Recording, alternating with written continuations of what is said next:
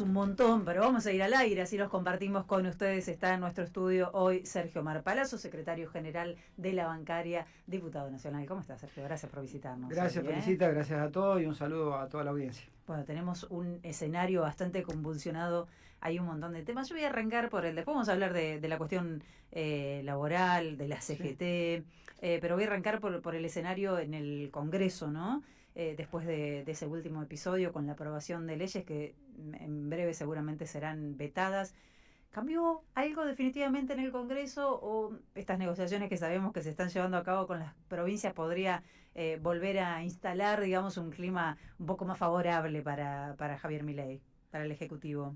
Yo no creo que haya un clima más favorable ¿No? a Milei en el Parlamento por más acuerdo que logre con las provincias, porque lo que se pone en juego en esta elección y de aquí a 2 años es precisamente el liderazgo de las provincias, porque Sí. Milei no se va a conformar con ser presidente de la nación, sino que lo dice claramente de que va por en cada provincia y tiene sus espacios políticos, ya sea con alianzas o propios, que están discutiéndole el poder político a los Sí. gobernadores. Así que creo que sería un suicidio político para los gobernadores seguir aferrados a un acuerdo con Javier Milei. No solo suicidio político porque las políticas que ellos terminan avalando de Milei son crueles para la sociedad, sino que también va a terminar siendo un suicidio político en términos electorales para su poder local. Claro, no, pero es que además ahora se encuentran en la encerrona de que tienen que salir a explicar que las políticas nacionales son las que están generando determinadas consecuencias en las provincias. Muchos de ellos acompañaron con la ley bases o con otros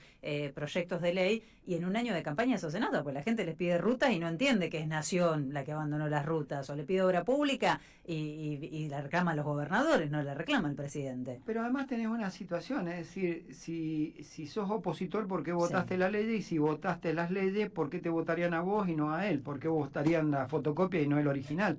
La prueba más contundente la tenés en el gobierno de la Ciudad Autónoma de Buenos Aires, que fueron a la rastra de Milei de todo lo que le pidió en el Congreso el PRO y terminó saliendo tercero con la peor elección de la historia. ¿Por qué? Porque la sociedad dice, ¿por qué te voy a votar a vos si tengo el original? Y si sos opositor, porque lo acompañaste. Sí. Creo que entran en una dinámica de una contradicción muy fuerte que termina siendo, por eso digo, sería un suicidio político para los jefes de gobierno o para los gobernadores seguir abrazados a una alianza con Milei que no les ha traído beneficio, por lo que vos decís. Sí, sí. Rutas no hay, te quitaron el fondo de incentivo docente, te quitaron el fondo del transporte, no te dan obra pública, no distribuyen los ATN como deberían y sufren las provincias, no te coparticipan impuestos, entonces quiere decir que, y para colmo, te ponen entre la espada y la pared a los gobiernos provinciales y municipales diciéndole, bueno, vos ahora tenés que bajar ingresos brutos y ahora tenés que bajar las tasas municipales. Además, Entonces sí. no te mando plata por coparticipación, no te mando plata por ATN, no te mando plata por fondo de transporte, ni el fondo de educación, el incentivo docente, y además te digo que tenés que tener menos recaudación vos. Sí. Creo que para los gobernadores llegó el momento y el punto de inflexión en donde si acompañan, se suicidan políticamente y en donde tienen que tener otra característica a partir de ahora. Sí, bueno, esa mesa con los 24 gobernadores presentando proyectos, aprobando y demás, la verdad que también me parece fue un parteaguas, vamos a ver cómo sigue. Ahora, esto que... Además, discúlpame, sí. a raíz de lo que vos decías de las leyes que se sancionaron en diputados y Sí. en senadores. Y en Senado. Y en el Senado. ¿Va a conseguir los 80 y pico héroes que necesita? Los 87 que necesita ahora. Claro, los sí. va a conseguir. Es una Hay pregunta. que ser muy corajudo de avalar nuevamente la política y la crueldad y decirle a los jubilados que lo que le estás negando con el 7,2% de aumento es 2,5 kilos de carne. Porque eso significa en una jubilación es una miseria. mínima. Es 2,5 kilos de carne. Hay que tener cara para ser legislador y acompañar un veto para decirle... Vamos a avalar el veto del presidente a que vos tengas 2,5 kilos de carne más durante un mes a un jubilado. Hay que ser demasiado caradura para eso. Bueno, me parece que hay que saber explicarlo también, ¿no? Porque el sábado Milei va a estar en la rural y va a anunciar una baja en las retenciones, en carne, y no, ya está trascendiendo, ¿no? Y veremos qué otro producto en carne, más. no en otros productos, por lo que se lee. Dicen que hay algo más, no sé, pero vamos a ver, los trascendidos hoy en La Nación dicen que quizás haya alguna otra novedad. Veremos, pero bueno, es decir... Plata hay, lo que pasa es que se determina para dónde va y para dónde no, en todo caso. Mirá, lo que existe una gran transferencia de recursos. claro. en la sociedad a partir del gobierno de Milei. Yo siempre digo que a las derechas no hay que estudiarlas mucho, no hay que celebrarse tanto. Son muy básicos, muy primates en su programa y es una simple transferencia de ingresos de los sectores medios y de los que menos tienen hacia el capital. Si los salarios y los ingresos de los asalariados hubieran venido y de los jubilados hubieran venido simplemente acompasados con la inflación, vos hubieras tenido más de 60 billones de pesos más circulando en la sociedad argentina. 30 y pico, 37 billones aproximadamente es menos plata que ingresó en el bolsillo de los trabajadores.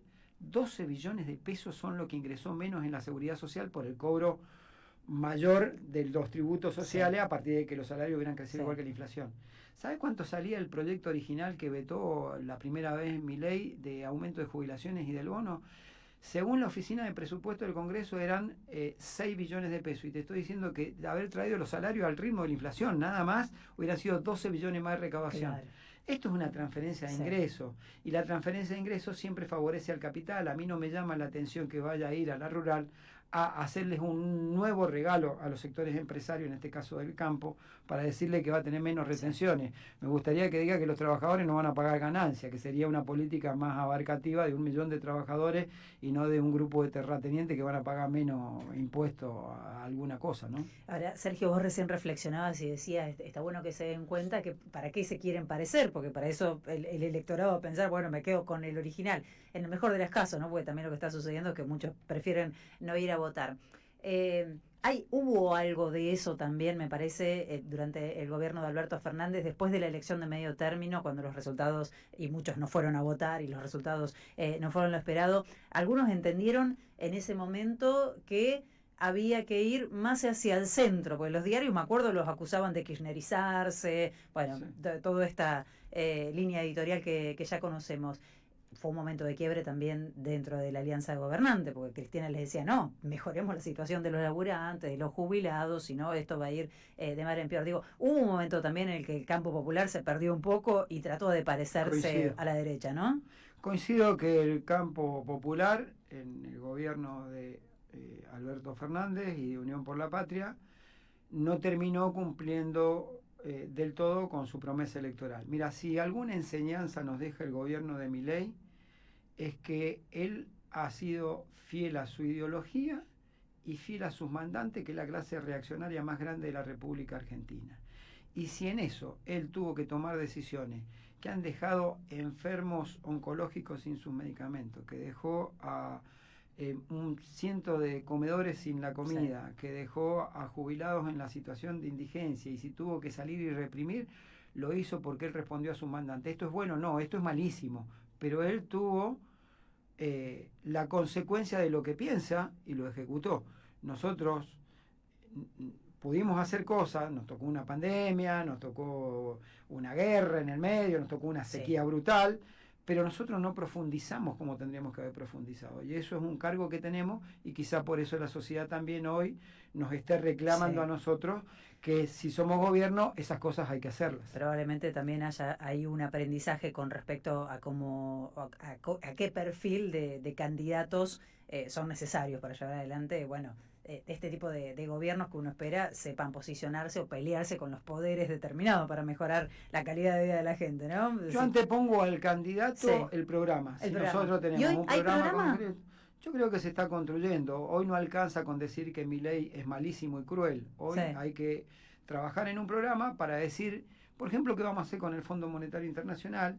Es decir, Cristina había emitido una opinión bastante razonable. Es, nosotros podemos pagar lo que verdaderamente se pueda pagar y lo que corresponda pagar, porque si el Fondo Monetario te dio un préstamo por fuera de la propia Carta Orgánica del Fondo Monetario Internacional, que establece 4 condiciones básicas, cuando se lo dieron a Macri solo se cumplía con una, y a media las otras 3 se incumplían, y le dieron un préstamo porque yo me tengo que hacer cargo de... Totalmente. Mirá, yo soy bancario, si a vos te da el límite de crédito, tu calificación para tanto, es hasta tanto, si vos le diste más... No importa, anda a llorar al banco todos los días. Sí, porque hasta acá veníamos con esta idea de que el peronismo es buen pagador, ¿no? Que los gobiernos de derecha endeudan, vienen los gobiernos peronistas y pagan. Y hay que romper un poco esa lógica y decir, bueno, voy a pagar lo que sea legítimo pagar. Lo que no, porque si no seguimos pagando con atraso, con hambre, ¿no? Con generaciones que quedan postergadas. Mira, el otro día no tenía oportunidad de leerla, sí lo escuchaba en un medio a uno de los periodistas que decía que por primera vez en la historia se pagó más de servicio de deuda que de jubilados, siendo que jubilados es el presupuesto más grande que tiene la República Argentina. Claro. No lo he visto al informe, lo voy a buscar, pero lo dijo Navarro. Ajá. Supongo que tiene muy buena información, así que claro. no tengo por qué dudar. Pero es brutal que nosotros tengamos un gobierno que se jacta del superávit, mientras todos los miércoles le pegan a los jubilados porque reclaman 2,5 kilos de carne más, que es un aumento del 7,2%. Es decir, si vos tenés superávit, hay que ser demasiado cruel para no destinar parte de ese superávit a mejorar las situaciones de los que menos tienen. Eso es lo que ellos llaman además la batalla cultural, Cállate la boca, andate a tu casa o te pego un palo y punto. Vos vas a pasar hambre, no vas a tener plata para los medicamentos, no vas a poder pagar un alquiler, pero te vas a quedar callado, ¿no? Sí, por un lado lo hacen con la represión a lo bruto, y por otro lado lo hacen muy sofisticadamente atacando a líderes opositores, a periodistas, a dirigentes sociales, a través de las redes. Disciplinando. Pero, claro, disciplinando. Entonces buscan infundir miedo en las voces críticas para que nadie hable y los pocos que salgan, cuando salgan, sean reprimidos. Esa es la estrategia que tienen. Es decir, la otra vez lo decía también, no me acuerdo bien dónde, y es coincidente con una opinión que también expresa Juan Graboy a veces. Si tuviéramos que adaptar la frase entre las dos, yo te diría que el verdadero triángulo de hierro no es Karina, Javier. Bueno, que ahora se rompió Santiago, además, ¿no? Sí. Ese triángulo almentado parece que... Pareciera que tiene algunos ruidos. Pero acá el que ejerce las funciones de presidente en la diaria es Federico Sturzenegger. Hay que decirlo con claridad, tiene nombre y apellido. El que ejerce como garante de los negocios y la rentabilidad empresaria es Caputo, y la que garantiza esas dos cosas es Bullrich, golpeando a la gente en la calle. Qué tridente, nada nuevo, ¿eh? Nada nuevo, 3 personas del PRO, y yo recordaría el discurso de Mauricio Macri en el cierre de campaña de Bullrich cuando dijo: es una fuerza nueva, la Libertad Avanza, fácilmente infiltrable. Vaya, si tenía razón. Claro que sí. ¿Qué está pasando? Vi que había reclamos en Santander por despidos, presiones. Sí. Te pregunto también por el Banco Nación, porque entiendo que también los trabajadoras están con mucha preocupación. Bueno, en el ambiente bancario obviamente hay un impacto en el empleo a partir del crecimiento del impacto tecnológico en el empleo. Sí. Hay bancos que decidieron disminuir su dotación de personal a través de retiros que no han sido compulsivos, y hay bancos que compulsivamente están incitando a que la gente se vaya, y ya como con eso no le alcanza, empezaron con telegramas de despido sin causa, que es el caso del Banco Santander. El Banco Santander es un caso muy particular porque resulta ser que se jactan de ser una de las mejores empresas de clima laboral en el país a través de consultoras que solamente conocen ellos, que las califican, pero en el fondo es uno de los bancos más incumplidores, uno de los bancos que produce fraude laboral, porque transfiere trabajadores de la actividad bancaria a otro tipo de actividades para pagarles menos salarios y menos condiciones de trabajo, y porque además, a pesar de sus rentabilidades, avanza con despidos sin causa. Ahí tenemos un conflicto. Estamos con medidas de fuerza que se llevaron a cabo la semana pasada, inclusive hicimos una presentación con una marcha en la Embajada de España para que tome debida nota el gobierno español, que una de sus empresas acá en la Argentina está llevando adelante este proceso, y en el transcurso de la semana que viene, principio de semana, definiremos la continuidad del plan de acción en ese banco para buscar una mesa de consenso en donde no haya despido. Para nosotros eso es vital. En el Banco Nación está la preocupación lógica de los intentos de privatización y convertirlo primero en sociedad anónima para luego privatizarlo. Hasta ahora hemos logrado en el Congreso de la Nación frenarlo, tanto figuraba como empresa privatizable en el decreto 70-2023, luego en la ley base 1 y luego en la ley base 2. En todos esos estamentos logramos que no pudieran avanzar. Fue excluido como empresa privatizable. Ante esto quisieron transformarlo en sociedad anónima con propiedad de todas las acciones por parte del Estado, pero la Cámara Federal de La Plata entendió claramente que era ellos que usaron para esto. Usaron el artículo 3 y 4 de la ley base, Sí. que le permitía transformar a los organismos, fusionarlos, liquidarlos, etcétera. Le dijeron, bueno, lo vamos a transformar en sociedad anónima. Lo que dijo la Cámara Federal en un fallo impecable, junto con el fallo de primera instancia, que fue primero del doctor Ramos Padilla, es que hubo un abuso y exceso en la utilización de las facultades delegadas, porque la voluntad de los legisladores al excluirlo de la privatización fue excluirlo también de toda forma de cambio de su forma societaria, más aún cuando en el estatuto social que ellos presentan como transformación en sociedad anónima, en uno de sus artículos, creo que era el 8, establecía que se podía establecer hasta un quíntuple, podía incrementarse hasta un quíntuple el capital social y no especificaba quién iba a ser el titular de ese quíntuple, con lo cual dejaba abierta una puerta para el sector privado. Si vos me decís cuál es la necesidad de transformar, ¿qué se cambiaría hoy si lo transformás en sociedad anónima o no al banco? El otro día lo escuchaba Sturzenegger cuando dio la conferencia el 8 de julio, que se terminaban las facultades delegadas. Él decía porque no presentaban balances algunas entidades, y yo quiero decirle que eso es de una profunda ignorancia. Los bancos, en el caso del Banco Nación, tienen más controles que cualquier institución pública y más controles que cualquier institución privada. ¿Por qué? Porque como público está sujeta a las normas de Auditoría General de la Nación, Sindicatura General de la Nación, su propia sindicatura, su propia auditoría interna y externa. Pero a su vez está regulado también por la Ley de Entidades Financieras, que es decir, que es una ley de orden privado. Sí. Es decir, te regulan por todo el Estado y te regulan por la privada. Y en lo privado te regulan por la Ley de Entidades Financieras, por la Ley de Contrato de Trabajo y el Convenio Colectivo Bancario, pero además por todo lo público. Y además presentan, obviamente, balance. El Banco Central cada 3 meses tiene que tener actualizados los balances. Estamos en un momento en el que la verdad no importa. O sea, dicen, mienten. Y punto. Ahora, uno de los acuerdos con el Fondo Monetario Internacional es una reforma laboral, ¿no? O sea, ellos ya acordaron que van a avanzar en una reforma laboral después de las elecciones. ¿Hace falta una reforma laboral? No te pregunto si hace falta la que está pensando Milei o Sturzenegger en realidad, o Caputo o el Fondo Monetario Internacional. ¿Pero tenemos que discutir una reforma laboral en Argentina? Yo creo que hay que discutir e incorporar en la legislación laboral los debidos controles y derechos que tienen que tener los trabajadores de muchas actividades y muchas formas de actividades que cambiaron. Por ejemplo, las aplicaciones, por ejemplo, el impacto tecnológico, por ejemplo, el uso de algoritmos de inteligencia artificial dentro de los procesos, por ejemplo, el cuidado de los datos que administra la inteligencia artificial o que administran la digitalización. Atrasadísimos. Todas esas cuestiones hay que discutirlas, incorporarlas como derechos, y tiene que haber una mesa de negociación paritaria entre las actividades, entre los sindicatos y, por supuesto, bueno, si el Estado quisiera participar, pero este Estado no participa en nada de eso. No.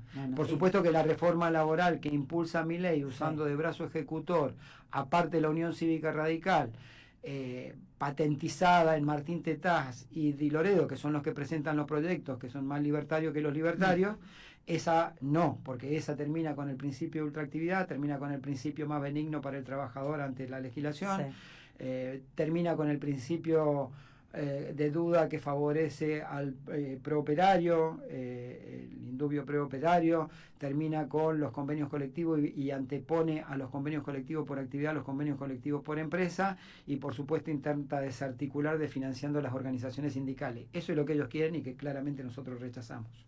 Claro, quedó como uno de los temas tabú por ahí dentro de lo que es el campo popular, ¿no? El tema de una reforma laboral, pero efectivamente hay temas para discutir. Ahora, mencionaste paritaria, a muchos se les hace un nudo en la garganta con la palabra paritaria, o porque tiene la paritaria recontrapisada, o porque no tienen paritaria. Es la realidad del sector precarizado, que es un sector cada vez más grande. Quedó reflejado en un informe que se publicó hace algunos días, donde habla de la inseguridad alimentaria de los hijos de trabajadores y trabajadoras precarizadas, que más de la mitad sufre inseguridad alimentaria. Mal alimentados. En Argentina, el país productor de alimentos, no puedes comprar carne, leche, lácteos para alimentar bien a tus hijos. Y me voy acá a la representación sindical, ¿no? Porque hablábamos recién de un problema de representación en la política y a veces da la sensación, no generalizo, pero pensando sobre todo en la CGT, ¿no? Que hemos retrocedido mucho, que han avanzado mucho sobre los derechos de los laburantes, y en cierto modo vemos una quietud que nos deja algunas preguntas en la puerta. Va a haber elecciones en la CGT, hay un recambio, se supone, ¿no? ¿Cómo viene eso? Bueno, noviembre. Son varias preguntas en una. Para desarrollar el tema, Nosotros en la Argentina empezamos a tener una dificultad que antes no solamente la precarización laboral y la falta de empleo es la que te generaba trabajadores pobres sin empleo o con empleo precarizado, sí, sino que ahora le agregaste que más de la mitad de los trabajadores registrados son pobres. Con lo cual esa inseguridad alimentaria de la que habla el informe es acertada. Segundo, esto hay que revertirlo, y hay que revertirlo a partir de reclamar salarios justos, salarios que tengan que ver con lo que sale la canasta familiar, con lo que cuesta a una familia alimentarse. Cuando uno mira en el desarrollo de lo que es el salario mínimo vital y móvil para las cosas que debería alcanzar, no alcanza ni para el 20% de lo que dice todo el enunciado en todos los incisos de lo que debería ser el salario y para qué debería ser. En esto sí creo que hay que hacer una profunda autocrítica de que no hemos logrado desde el movimiento obrero y desde sus distintas divisiones, porque tenés una CGT, dos CTA, y dentro de ellas cada uno tiene sus movimientos internos y sus espacios internos, haber logrado articular una política de salario mínimo que sirva para alimentarse, para vivir dignamente. Yo creo que esa va a ser uno de los grandes desafíos que tenga la nueva conducción de la CGT, que sí, como vos decís, debería renovar su mandato en noviembre, y yo aspiro, en esto quiero dejarlo claro, obviamente soy parte de una estructura colegiada y orgánica, pero mi posición personal y del sindicato que represento, que es la Asociación Bancaria, es que hay que volver a un solo secretario general en la CGT, uno solo. Segundo, hay que tener un programa, lo mismo que en la política, y por ahí si tenemos el programa primero es más fácil elegir quién va a ser representativo, quién es representativo de ese programa. Y tercero, creo que sin duda el perfil que tiene que tener la próxima conducción de la CGT es un perfil combativo contra las políticas de este gobierno. No tengo dudas respecto a eso, porque en el fondo vos podés cambiar las autoridades de la CGT, vos podés cambiar a lo mejor y dar peleas circunstanciales por algún tema, pero vos lo que tenés que ir es la pelea por el poder. Sí. Y el poder significa que te gobierna hoy y ejerce la máxima magistratura, un poder anclado sobre la base de las grandes corporaciones internacionales y sobre los grandes capitales nacionales que perjudican a los trabajadores. Sí. Ahí no sé qué posibilidad de diálogo hay. Entonces, si el diálogo es sentarse en una mesa para recepcionar las inquietudes de ellos, que son todas nocivas para los trabajadores, no hay diálogo posible si no hay confrontación, y ese tiene que ser, me parece, el perfil de la CGT que asuma a partir de noviembre. Evidentemente, esta CGT a Javier Milei, por ejemplo, no le molesta, ¿no? Porque no existe en su léxico, en su discurso, no embate contra la CGT, digo, elige otros enemigos. Una CGT, digamos, hay como una calma. La CGT... Sí, los laburantes, obviamente los laburantes en términos generales son sus enemigos, ¿no? Sí, claro. Su laburante y la posibilidad de organización que tienen. Sí. Ellos tienen claro algo. Ellos tienen claro que tienen que ir por los derechos individuales de los trabajadores, que fue un intento que le salió no como ellos querían, pero le terminó saliendo en parte, que es el intento de quitarle derechos individuales a los trabajadores. El segundo es quitarle los derechos colectivos. Por eso buscan romper con esto del principio de ultraactividad, con los convenios de empresa por sobre los convenios de actividad. Y lo tercero es romper la posibilidad de organizarse de los trabajadores a través de sus organizaciones. Este es el esquema que ellos tienen. Ahora bien, hasta aquí vos tuviste una situación que la CGT creo que lleva 3 paros generales de 12 horas un paro, uno de 24 horas desde que asumió Milei, y 2 o 3 marchas que lograron primero frenar el decreto 70 en el capítulo laboral, después lograron que se retrocediera no solo la CGT, el común de la sociedad que salió a manifestarse en contra de la ley Bases 1, que terminaron levantándola escandalosamente a las 3 de la mañana en una sesión en el Congreso, y lograron retroceder, y luego quedó acotado a algunas cuestiones que modificaron del contrato individual y la posibilidad que tenían de multar a las empresas por los trabajadores no registrados. Ahora, ¿qué le ha faltado? Saber articular todas las luchas que hay en este momento, precisamente para hacer un músculo mucho más fuerte y tener una política de confrontación. Yo aspiro que eso a partir de noviembre, cuando sea la elección de la nueva conducción, se discuta y ese sea el perfil de la CGT. Sergio, gracias por venir hoy. No, gracias a ustedes, muy amable como siempre, un saludo a toda la audiencia, y por un lado los felicito por el coraje y la valentía que siempre han tenido en esta radio, y por otro lado les agradezco tener la posibilidad de que ustedes sean, muchas veces nos presten micrófono para hacer la voz de los que no tienen voz. ¿Se cerraron otras puertas? Cuando vos vas, sabés que vos podés ir a algún medio. Sí. Y no es que estés condicionado, pero sabés que si vas a La Nación Más vas a discutir de política, no vas a discutir con periodistas. Claro. Entonces yo acá puedo discutir de política con vos y seguramente hay cosas en las que no coincidimos, pero tenemos la posibilidad de expresarnos. Claro, sí. En otro lugar te van a invitar simplemente para que sea un debate político. Yo no tengo problema con que los periodistas tengan pensamiento, ideología y hasta que trabajen en función de eso. Sí. Pero que lo digan, cosa que yo sepa que estoy discutiendo con alguien de un partido político, no con un periodista. Bueno, igual está cada vez más claro, ¿no? Falta Sí, que lo especialice. seguro que Gracias, sí. gracias por venir. No, gracias Sergio a ustedes. Palazzo, nos vamos a una tanda, ya estamos de regreso, quédate.